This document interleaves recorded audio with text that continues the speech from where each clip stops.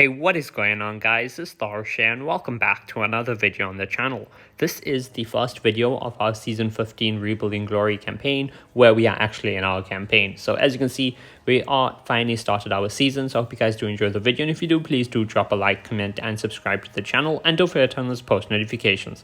Anyway, let's get straight into it. So as I said, we have started our season. We are about 24 hours in, so we're going to go have a look at the map because the map has changed.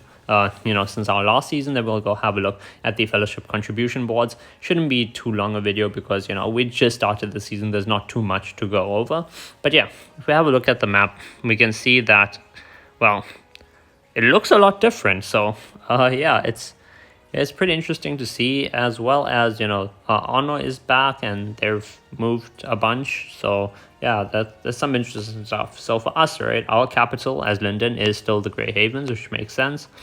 Honor has moved over to Isengard. Isengard has gotten removed, so Isengard is no longer a faction.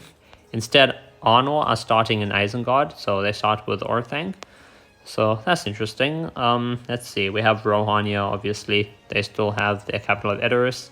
Gondor still have Minas Tirith. Mordor with Barad-dûr. Rune is here, and Rune is pretty full this season as well. They have Kindland, and then right next to each other we have Erebor at Erebor, and we have LOTR, starting with the Elven King's Hall. So they're starting with Thranduil's Ram rather than their usual, oh, well, is that Trollshores? Oh, there we go. Yeah, there we go. Rather than Rivendell. So yeah, that is the season map, but we're going to have a look at the leaderboard because, yeah, it's going to be an interesting season. So let's hop into that. Fellowship production. As you can see, at number 1, we have a team called Huey, Huey, and that stands for the Mighty Ducks. And they're from Honor, and they have 260,000 production already, which is kind of crazy because they're basically 80,000 production ahead of the second team. And at number 2, we have Solo from Gondor. Are they also? Yeah, they're a full team. Let's see, Huey. Yeah, they're all full.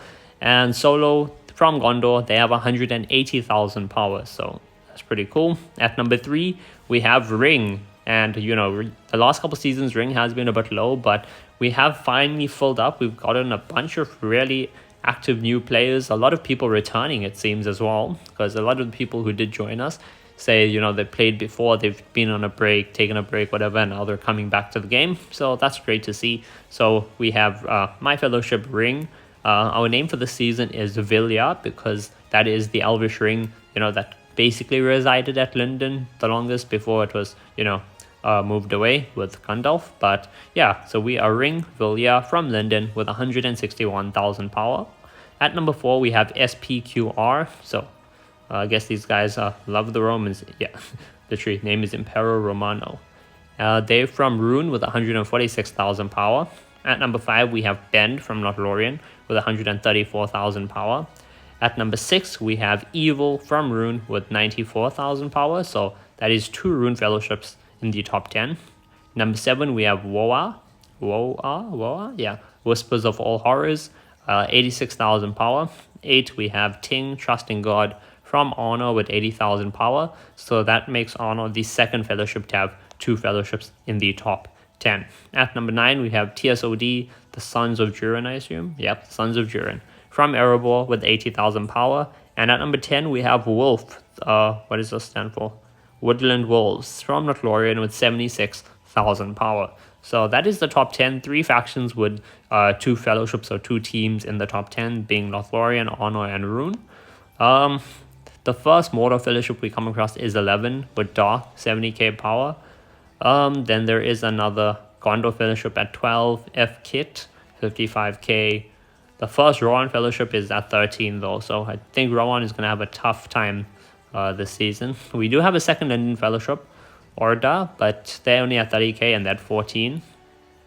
Yeah, they have 50 people though, so they could have a pretty full fellowship, especially if they combine with these guys. That's about 80. That would give them, I think, yeah, we could have a second team of 100. That would be pretty cool to see. But yeah, that is the fellowship leaderboards. It's pretty interesting. It shows that, well, the West is kind of stacked. So yeah, there's us, Linden, you know, there's Arno as well. Angmar is up in the north, and then down south you only rarely have Gondor because Rohan and Mordor are kind of dead.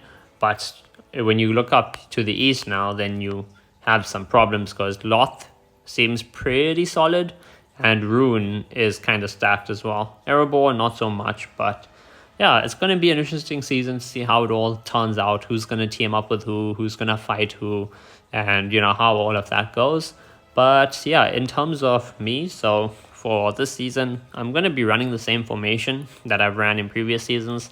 However, I did go through and update my Galadriel quite a bit, so her gear is new. If this is the only video you're seeing since my last season 14 video, then you'll notice her gear has changed quite a bit. So we do have the Obsidian Dagger, we have an Elven Cloak, both of those have the Arcane, so that's some extra focus damage. Then we have the Grey Wizard had the Fine Smoking Pipe, so we do have a lot of focus on her finally. We have definitely upped her focus by quite a lot.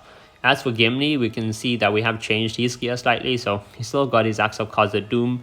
He does still have his Scale Mail. We will change this over to, well, no, actually, is there anything better than Scale Mail? I don't think so, unless we look at Legendary gear.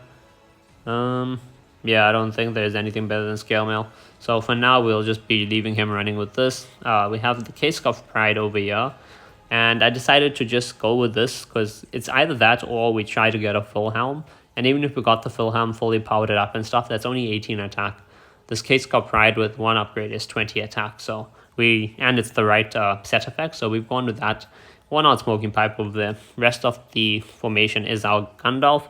And Gandalf the Grey, as usual, he's gone with the unit damage. Though we have broken down his chest plate. His chest plate is no longer fully strengthened. Instead, we broke it down to, you know, focus all our stuff on Galadriel. Though any new chest plates we have, we will obviously put into Gandalf the Grey. But for now, he's got some attack with all his purples and stuff. He's not as stacked as before because we broke that chest plate down, but once we up it up in strength again, he will be doing pretty decent. And then finally we have our Aragorn, who's unfortunately still struggling in terms of gear. We really don't have much to give him. Like, I could try give him this Blazing Tongue or something, but at this point, the set effect is more than we're going to be getting from any gear that we can afford to give him. So we're just not going to bother with giving him gear at the moment. Well, giving him, a gear that breaks the set effect, I should say.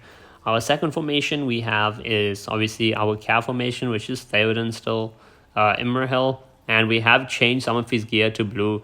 And I know, like, you guys are probably like, why? Honestly, the blue gear had better unit attack stats than the purple gear that we were going to give him. Like, this just has some unit defense and stuff. So we've gone all in on the unit attack. So we have given him some blue gear. Over there, we will strengthen this. Can we? We could. I have a bunch of Horseman Helms, and we don't really need to use Horseman Helms because we don't use it on anyone except Eowyn, and that's just because we have nothing better to give her. So probably going to break down the Horseman Helms or upgrade them pretty soon. Then we have Eomer here. He's still got some decent gear. Got this Trapper's Hood, which is pretty nice for him. Not too much of attack, but we're doing what we can with what we have. And then this is our fourth commander, Eowyn. And then I probably will run a third formation, but that'll just be for farming, and it'll be my usual Haldir, Eowyn, Boromir mix. So there is that. But yeah, I hope you guys did enjoy this video, and if you did, please do drop a like, comment, and subscribe to the channel, and don't forget to turn on those post notifications. Anyways, I will see you guys in the next video.